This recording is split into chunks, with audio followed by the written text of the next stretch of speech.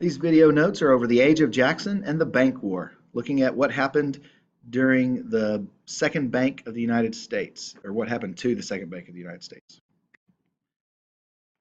So McCulloch versus Maryland stated that the Bank of the U.S. is constitutional, that it's okay for us to have one. It's not unconstitutional like some people argued, but it's okay.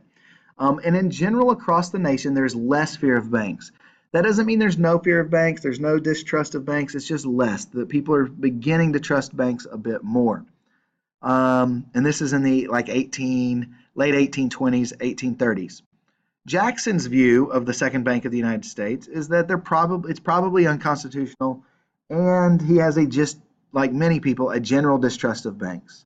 He doesn't think that they operate for the good of the people. He thinks that they are operating mostly for the good of the wealthy, and they end up hurting farmers and your average person, the common person. And as we know, Andrew Jackson is kind of the president of the common man, and so if it hurts the common person, he's going to be against it. Well, in 1832, he is up for re-election. Andrew Jackson is up for re-election. So he won in 1828, and he's running again in 1832 for re-election. And Henry Clay is running for president against Jackson. And you'll remember, Henry Clay was part of the so-called corrupt bargain, where he supported John Adams in the 1824 election. In 1824, nobody won a majority of the Electoral College, and so the decision goes to the House of Representatives, and there Henry Clay supports John Adams over Andrew Jackson, and so Adams ends up winning the presidency in the House of Representatives, even though Andrew Jackson got a plurality of popular votes. So he feels cheated.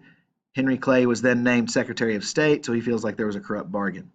Well, Henry Clay and Andrew Jackson are bitter enemies at this point, and Henry Clay sees this. He sees that the banks are becoming more popular, and so he says, let's try to renew the charter for the Second Bank of the United States early. So the bank charter doesn't expire until 1836, but he says, hey, let's go ahead and get this renewed in 1832 when people are feeling better about banks, and that will, it'll make it clear. I'm for the bank, Jackson is against the bank. And so Clay seeks to renew the bank in 1832, get that charter renewed. So it's passed, and it looks to be like it would be renewed, but of course Jackson vetoes it.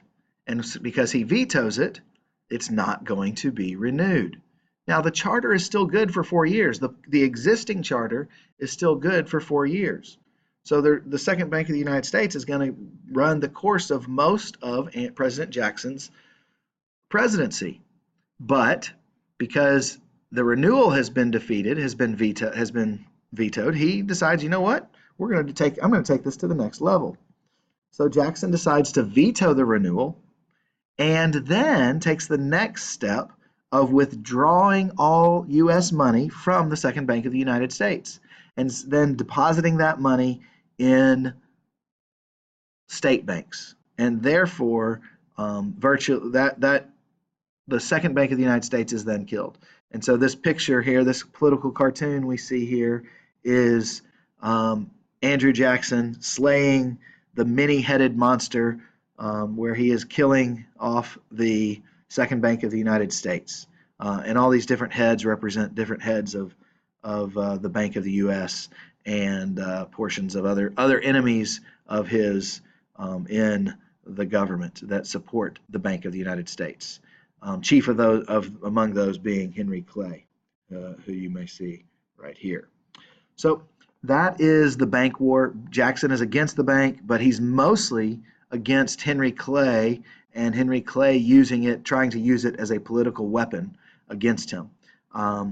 It clearly backfires on Henry Clay. Jackson wins re-election. Henry Clay loses and is never elected president. He wanted to be president very badly, but never does and never is elected president. So Jackson is successful in killing the bank and winning re-election. So this issue does not pay off for Henry Clay.